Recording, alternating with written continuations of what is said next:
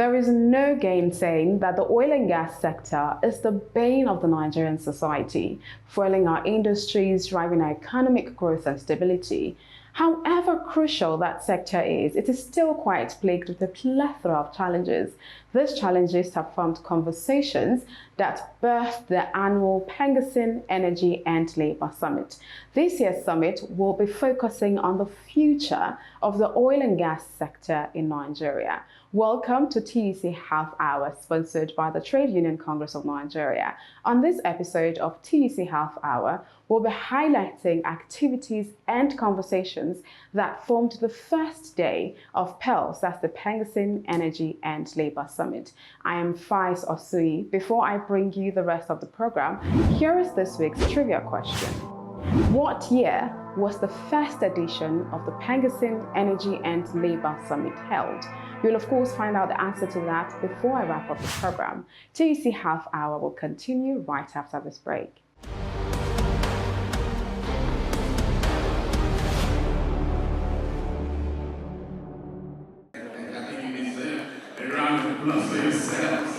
The 2024 PENGASSAN Energy and Labour Summit, themed The Future of Nigeria's Oil and Gas Sector, commenced on Wednesday, 21st of August, bringing together key stakeholders from across the oil and gas industry, government, academia, and security sectors. The summit, a three-day event, aims to address pressing issues in the sector, including energy mix, energy security, artificial intelligence, divestment, and crude oil theft. The summit kicked off with Comrade Festus Osifo, president of PENGASSAN, highlighting the importance of the summit as well as the need to have the outlined conversations in today's Nigeria. Today, the critical jobs, from ROV to a lot of specialist jobs, drilling engineers. If you go to deep water, a lot of the drilling engineers, they are all Nigerians. But it was PENGASSAN that advocated, that said, no, all we need is training and capacity building. That when you give us the requisite training, that we can deliver. Today at well, we have some IOCs today that we have fought over the years to ensure that Nigerians are deputy managing directors.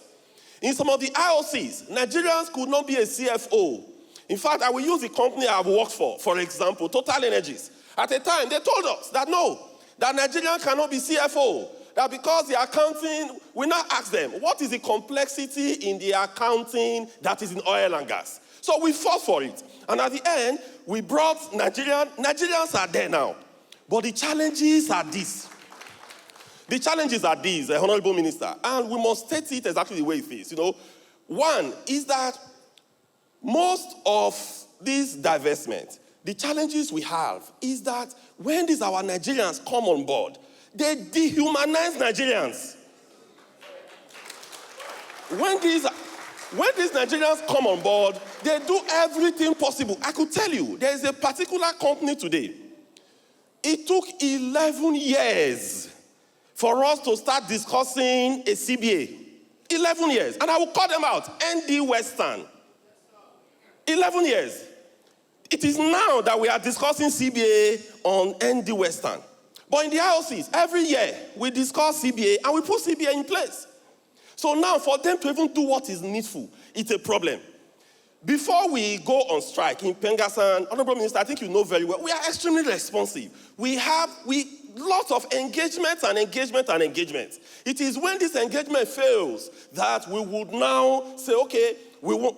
In fact, we will escalate. In most cases, we escalate to the senior partners for them to intervene. We escalate to NUIMS. We escalate to GCO for them to intervene. It is when all this fails that we will now say, okay, we want to go on strike. In most cases, we don't. That is why you have stability in the oil and gas industry today, because we do everything possible to do what is right. But the problem is that these people, they are not responsive. There are some oil and gas companies today, like Belema Oil. To pay salary is a problem. Honorable Minister, in Belema, to pay salary is a problem. And they are oil and gas. They are not pure water manufacturing company. They earn their revenue in USD. But to even change that USD to Naira, to pay staff salary is a problem. Then another one is also heritage. That's also a challenge. Honorable Minister, today we are having struggling battle with Nekonde. I'm calling them out, sir, so that when we come to you, you will remember the things we have said now. In Nekonde, we are struggling to even put a CBA in place. For 2 years now, we have been discussing issues of CBA in Nekonde, and they are refusing to do what is right. So by the time we will now come out, the neck of PENGASSAN will now meet and say, no, we can't take this anymore. And a decision is taken. Oh, they will say, oh, no, PENGASSAN has started. But nobody will remember that for the last 2 years, we have been trying to push them to do what is right. So, Honorable Minister, we are totally ready to collaborate. The Honorable Minister of Labour and Employment, Barrister Nkiruka Onyejiocha, delivered a goodwill message, acknowledging the dedication of Comrade Festus Osifo, President of PENGASSAN, to improving the plight of Nigerian workers. She highlighted the timeliness of the summit, given the current challenges facing the sector, and emphasized the importance of charting a new course to ensure Nigeria's survival during these trying times. This is indeed heartwarming by all ramifications, considering the present situation of the petroleum industry in our dear country. And it is my earnest desire and expectation that it will be sustained in the years ahead, like I said earlier.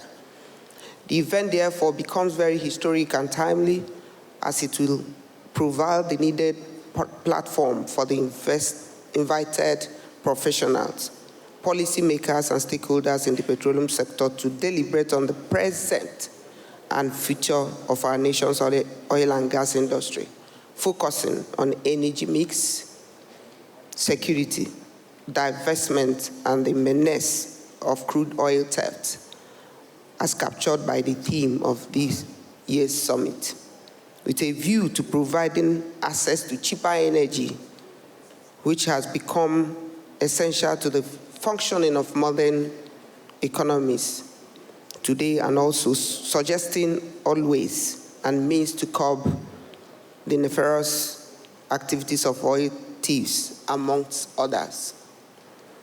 Ladies and gentlemen, as you are aware, our rich endowment of petroleum resources has long been the lifeblood of our nation's economy. But sadly, today, we stand at the crossroads in dire need of its byproducts, such as premium motor spirit, popularly called petrol, and other associated challenges.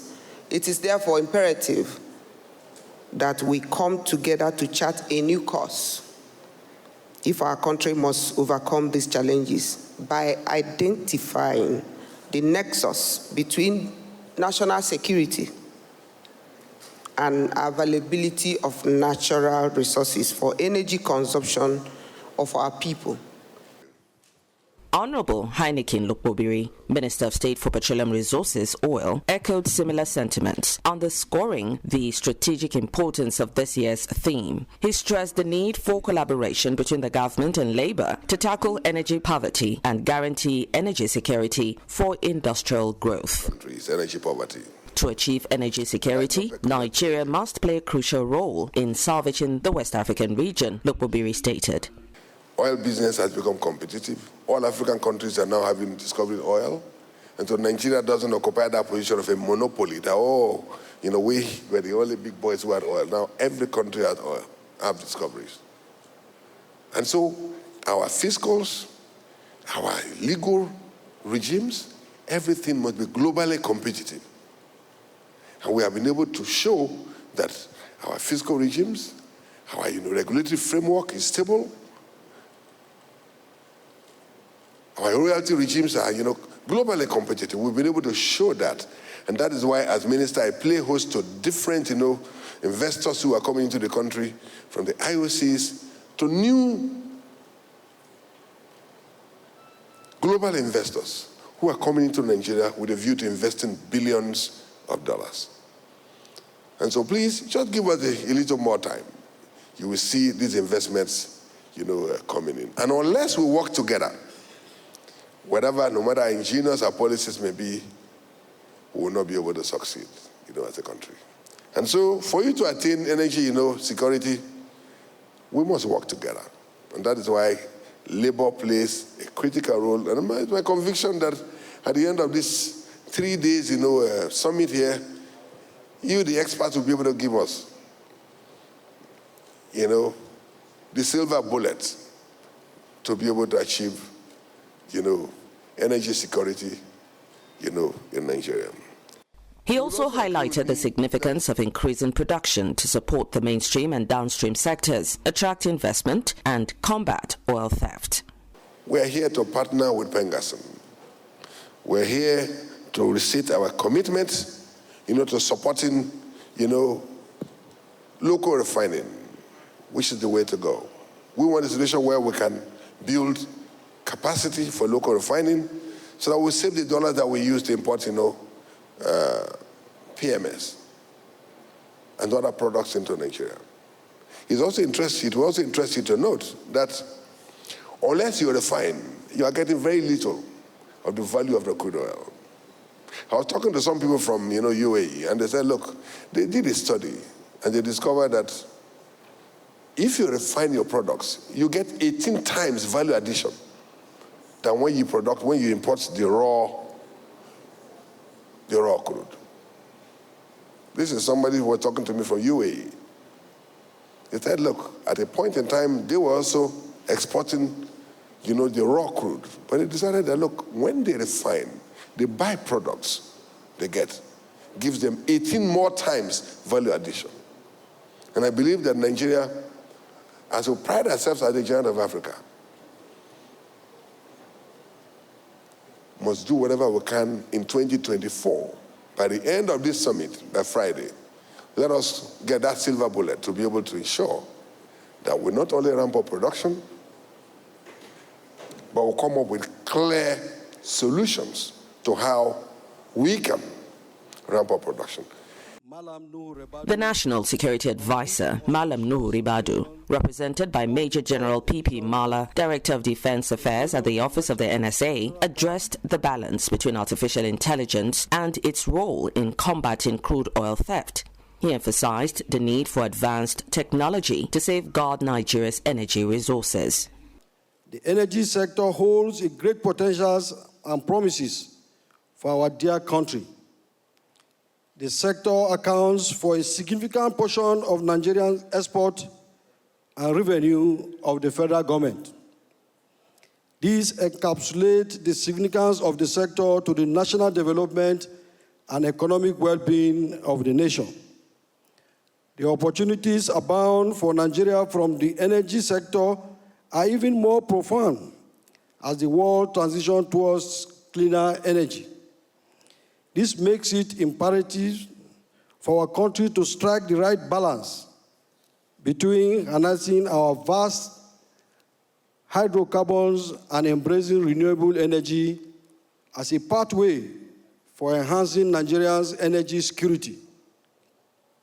The issue is even more pertinent given the energy security in Nigeria is a major catalyst for national and economic security. Therefore, this summit is exigent and timely as it provides us with the platform to discuss pertinent issues concerning the energy sector in Nigeria.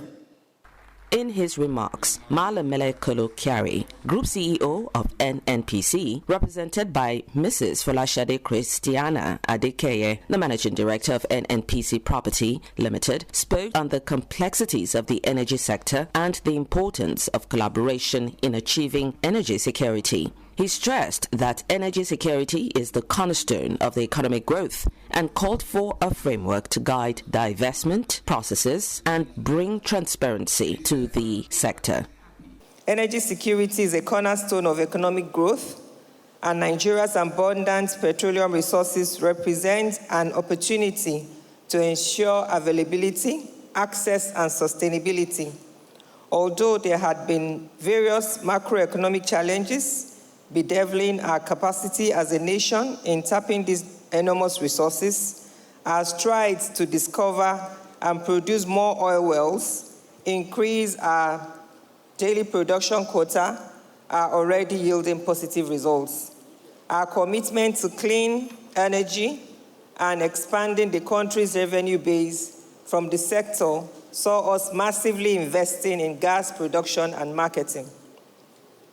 NNPC Limited will continue to improve energy availability and access, increase government revenue, and create employment opportunities.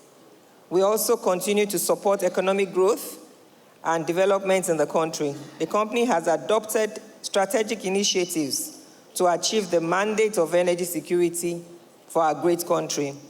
I want to assure all stakeholders that the global energy community, that NNPC Limited is endowed with the best human resources you can find anywhere in the industry. NNPC Limited is positioned to lead Africa's gradual transition to new energy by deepening natural gas production to create low-carbon activities and positively change the story of energy poverty at home and around the world. He also highlighted how energy security is the cornerstone of Nigeria's economic growth, but resting the need to improve energy availability and access, buttressing on the importance of multi-sector collaboration as an important part of achieving energy security. As a responsible company that continues to protect the interests of over 200 million Nigerians, NNPC Limited will further enhance its contribution to Nigeria's energy security, availability, access, and curb crude oil theft through the following additional efforts: infrastructure upgrade and expansion, digitalization and technology adoption, stakeholder engagement and community development programs, capacity building and human resource development. Although the crude oil theft poses a significant threat, undermining our progress, resulting in the loss of billions of dollars annually, the stakeholder collaboration is key to taming the menace and ensuring energy security and revenue for our nation. Our 2023 performance has shown that we can do even more if this challenge and menace is arrested. As leaders and stakeholders in the industry, I must call on PENGASSAN and the sister unions in the industry to all work assiduously together to strengthen regulatory frameworks and enforcement, investment in technology and infrastructure to detect and prevent theft, enhance community engagement and value addition to its people, and promote transparency and accountability in all our dealings. My distinguished comrades, ladies and gentlemen, by working together, we can ensure energy security, availability, and access while curbing crude oil theft.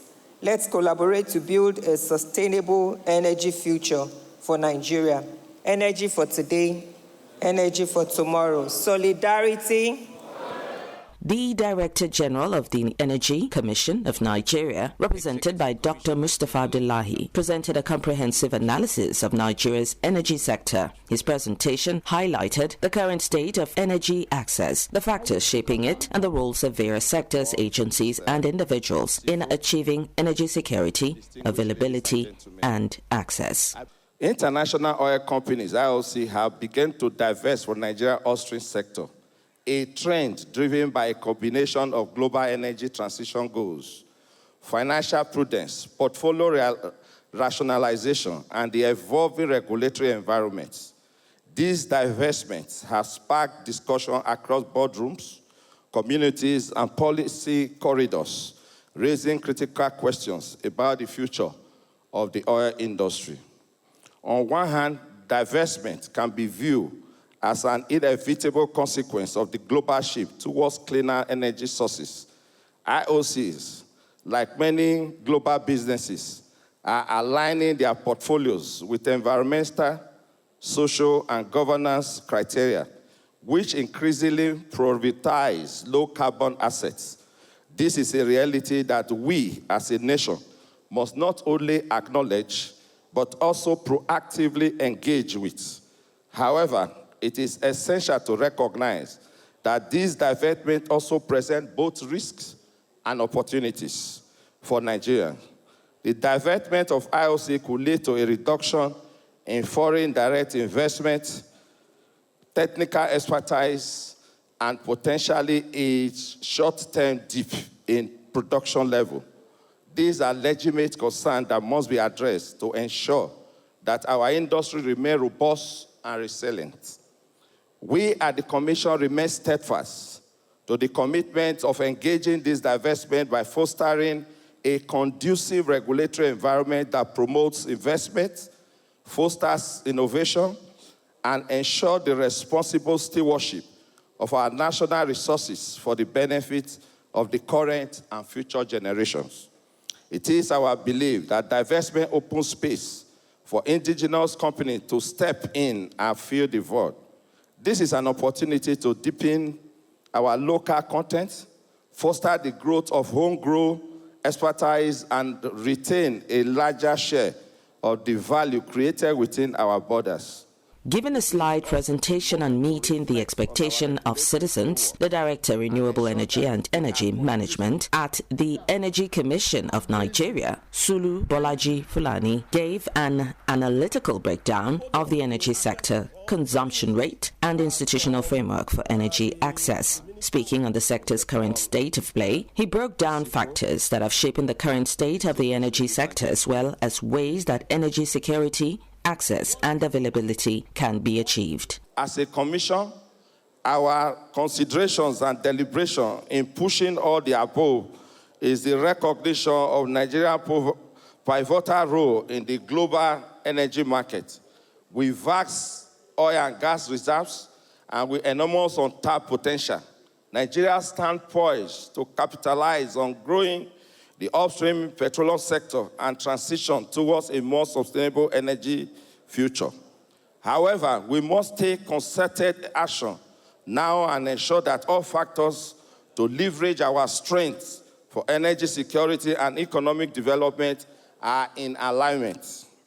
The window for firm action is fast narrowing. This decade, therefore, represents a defining moment in our nation's quest to harness the transformative power of our collective effort to drive energy growth, foster industrialization, and mitigate climate change. The Commission, at the aim of the Nigerian upstream petroleum sector, is entrusted with the responsibility of ensuring transparency, accountability, and efficiency in the exploration and production of our nation's precious hydrocarbon resources, which is why this is also a key focus area of our regulatory action plan. We embark on this journey of regulatory reform because we x-ray the industry by sampling stakeholders' opinion and aligning that with Mr. President's ambition for the upstream sector, which is what led us to unveiling the regulatory action plan for this year and the near term, aimed at enhancing investment attractiveness, promoting sustainable development, and fostering inclusive growth across the upstream petroleum value chain. Speaking on the importance of the summit to the current state of the Nigeria oil and gas industry, and by extension the country, some attendees had these to say. The major challenge we had was that of oil theft. At a certain time, we were producing less than a million barrels per day. When our capacity, we can even produce more than 2 million barrels per day. Our OPEC capacity is about 1.8. So, but we were not reaching it because of the involvement. So when we shouted, let me use that word, shouted, government swung to action, everything. And you can see, with condensate now, we are producing about 1.6, 1.7. So now 1.2, well, we can do more. This is a way, this synergy, the private sector, the public sector coming together, talking about the challenges they experience and how to move the industry forward. The event also saw the presentation of Appreciation Award plaques to key personalities in recognition of efforts made for renewable energy development in the sector.